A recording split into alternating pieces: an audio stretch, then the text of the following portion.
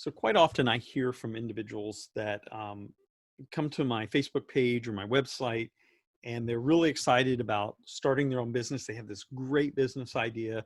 They want to launch a business online, but they come to me and they say, I just don't have the money for whatever reason. They're in a situation they just don't have the funds to start a business. And of course, we know the adage that's out there that basically says it takes money to make money. So how do you start a business when you just don't have the money to get started? Well, I thought I sat down this morning and I came up with 5 different ways that you can start a business when you just don't have the money. Where do I come up? And I have some notes here. They're just on a little, I have this little notepad that I got, and I just made, a few notes here, just a few, you can see. But let me give these to you. And these are in a particular order. So I'm gonna ask you to take some notes. So if you need a moment, pause the video and get a pen, piece of paper, and we'll get started. I'll wait. Okay, so the very first place that I coach my clients and potential clients in is one of the more easier ways to come up with funds. And that starts with the idea of cutting something. In other words, budgeting. And, many times when I sit down with a client and I'm walking through their budget for the month, what I'm finding is that they're spending a lot of money on non-essentials. And so what we need to do is find a way to hold off on the non-essentials. And in fact, I've seen some estimates that note non-essentials in, a monthly expense of $1,500 or more spent in non-essentials. In other words, it's things that you didn't really need, but you spent the money anyways. So let me just go ahead and rehearse some of these.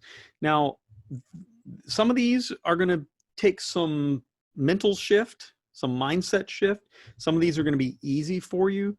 Some of them may require a challenge. And oh, by the way, most of these I'm not going to recommend that you go 100% cold turkey, but I do want to recommend some of these. Let's start with some of the more obvious. How much money do you spend on your cable bill? Now, many of us, like myself included, my cable bill includes my internet service. And in fact, in my household, we have internet and then we have a couple of streaming services. So we don't have traditional cable television that you might have with the packages and everything.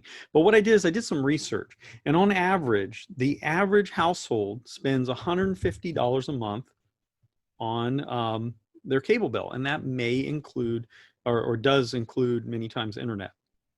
So in my case, our expense is 70, 80 bucks a month when you just include internet. Now we have high-speed internet because we do a lot of streaming and I do a lot of video conferencing and video meetings. And so I would dare say that you could drop your expenses down to about 70 bucks a month. Now, the other thing is, look at how much you're spending in eating out.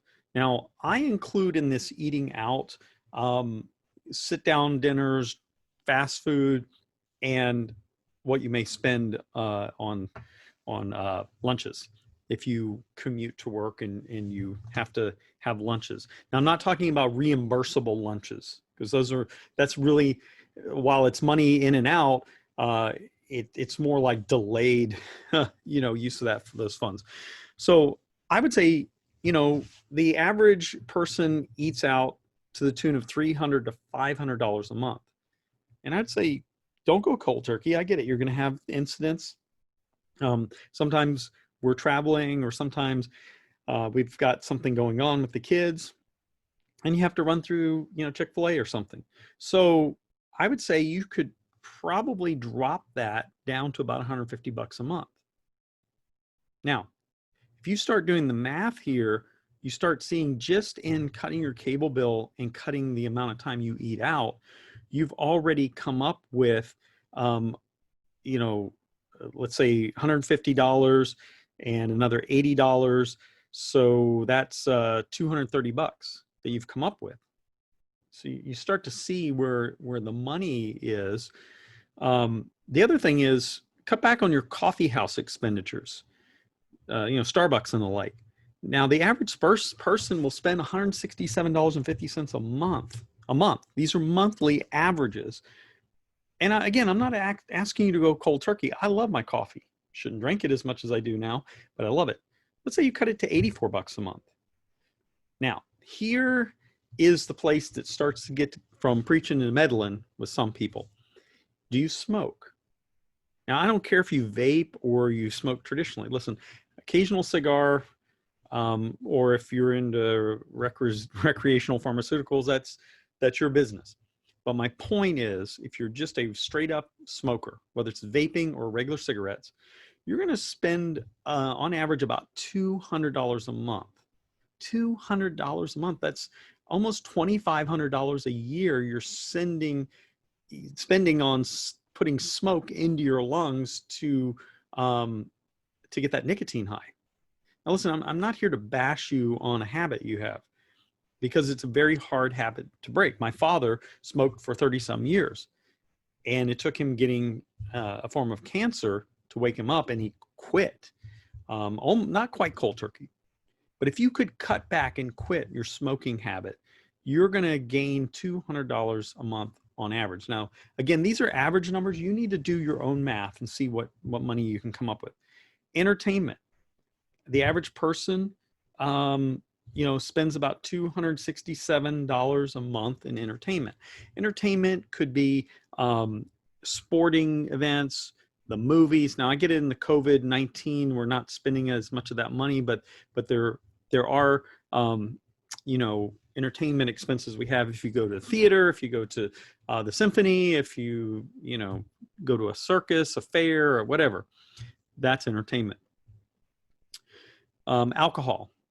Now, this is a big deal for some. It's not a big deal for others. I don't drink a lot, very rarely. In fact, I would say to you, if you're an entrepreneur, you want to limit your intake of alcohol, because alcohol dulls your mind. Now, I'm not saying cut back on alcohol altogether, because again, with that occasional cigar that I may have, I'm going to have some bourbon or whiskey, because that's what you do.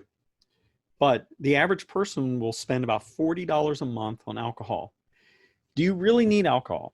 If you don't, listen, you can go to a nightclub with your friends and claim DD, designated driver, and they will give you free sodas all night long. It's a whole other story.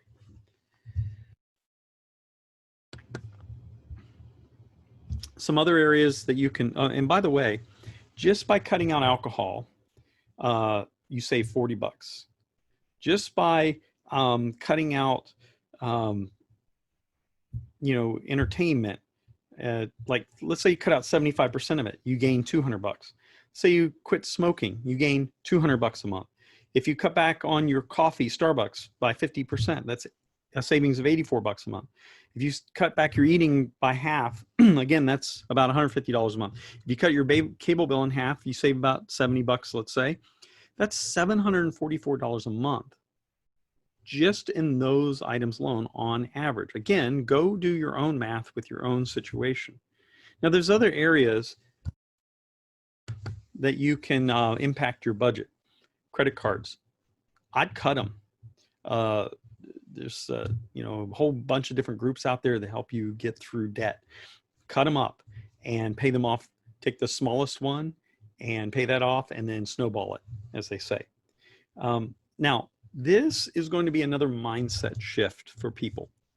But when you're grocery shopping or going to a store, buy store brand names, because in many cases, the store brands are just as good as the name brands. In fact, many times the name brands are manufactured in the same facility as the store brands. They're made by the same company. Buy store brands. Those will save you an enormous amount of money. Go to the dollar store. Go to those discount stores, because you can buy some of your items at a better price. Now I get it. Some of you are finicky on things. Maybe you're finicky on your paper towels or your napkins or your paper plates or your toilet tissue or whatever. I get all that. I'm not asking you to disrupt your entire life. I'm just simply pointing out areas you can save money and therefore convert it over to your business, or to snowball the debt payoff or whatever. Now this is only for a subset of people that are watching this. If you have a landline in your house, we call them POTs, plain old telephone, pot lines. That's what they used to call those lines that came into your house. If you have a plain telephone, that kind of hangs on the wall or sits on a desk somewhere, consider cutting the landline. Now, here is something really interesting. This would have been about the year 2000. The year 2000, I actually cut my landline and only went to cell phone. Now, this would probably mean that you need to have an unlimited plan for some of you. So you're going to need to think this through. But in that same respect, if you're going to cut the landline, which, by the way, is part of reducing your cable bill sometimes, keep that in mind, you can save a lot of money there. But the other thing you need to think about is perhaps you need to, for a season, not forever, but for a season, move to a budget cell phone provider. Now, what I mean by that is there are different companies out there like Cricket and T-Mobile and things like that. You can go to Walmart and buy their brand. You can get a smartphone with unlimited package, and it's usually a little bit cheaper than if you go through the main carriers. Now, I happen to have a really good plan through Sprint, so I can't beat my plan with some of these discounters, but you might want to think about that. If you tend to spend a lot of money each month on clothes shopping, think about cutting back in that area. Do you really need that new shirt when you have 70 shirts in your closet already? Fix stuff yourself. Now, this is going to be a stretch for some of you, and for others, it's going to be a no-brainer. I am somewhat handy. I'm not saying that I'm perfect or an expert, but if you go to youtube.com and you type in how to fix your microwave, how to fix your dishwasher, how to fix your whatever, there is going to be a list of different videos that'll come up on how to fix something. And I'm just going to tell you right now, our dishwasher stopped, the heating element wasn't working. Now, if you call in a repair guy or repair person, you're going to pay 80 to $100 just for them to come out and then open up and say, yeah, it's broken. Now, if you have them come back and fix it, they roll that fee into the cost of fixing it. But that fix that I was going to have done from my dishwasher was going to be probably $200 to $300. And what I did is I found out that the likely problem was this float valve switch. It's in the bottom of the thing, and I watched the video. It showed how to do it. I went on Amazon, ordered the part. It was like $20, and less than an hour of work, my dishwasher was working again. Same thing, microwave had a problem. Went online, found out, okay, it's probably a switch, watched a couple of videos, ordered the parts through Amazon. Again, it was about $20 again, and 30 minutes of work time, and my microwave was working again. To replace the microwave, it would have been $300 or $400. To replace the dishwasher, it would have been $300 or $400. To get them repaired, it would have been $300 or $400. Fix stuff yourself. Some other areas that you can think about is hold off on big purchases if you really don't need them, and hold off on non-essential items. Okay, so that's a way to cut something and get money back in your budget. The other thing is, number 2, sell things, sell something.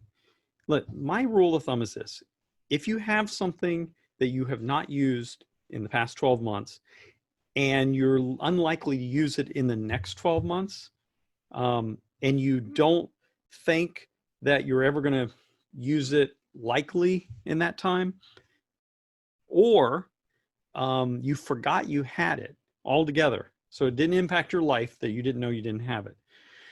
Sell it. If it's got some value to it, sell it. If not, recycle it or give it away, but get rid of it. You can sell things on eBay. You can sell things on the Facebook market. You can go to different local apps like Nextdoor. You can have a yard sale. You can sell things on Craigslist. Sell it, get rid of it, make some money off of it, put that money towards your business. Okay, number 3, get a side hustle. Now, these are things that would be for a season.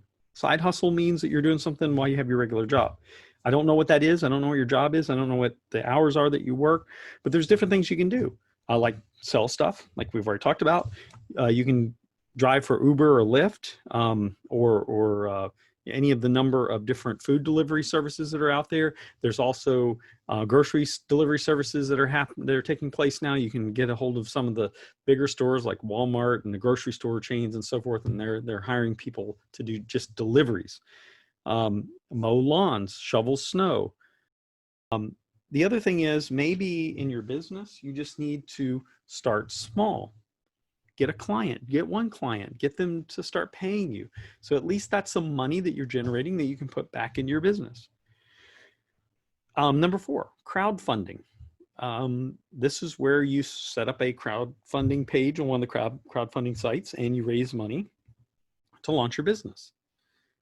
Now, number 5, this is the last one. And this is the one that I would ask that you hold off on at all costs. And that is borrowing money, either financing your business through a credit card or borrowing money from a bank or family member, whether the expectation is that you're going to pay it back. The last thing you want to do is to put your business in debt with a future hope that you're going to be successful.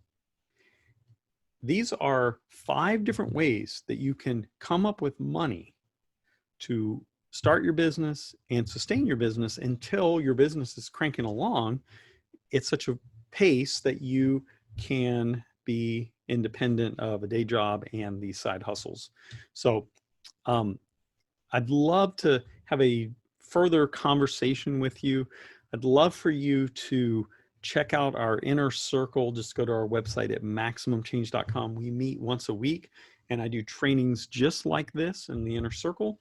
And I would love to have you join us in there. You can check out our pricing over there. And before you say, well, I don't have the money to join your inner circle for your monthly fee, consider one of the 5 areas that I mentioned.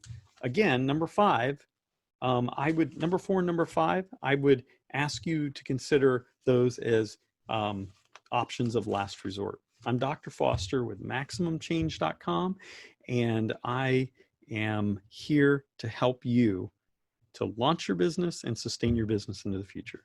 See you soon.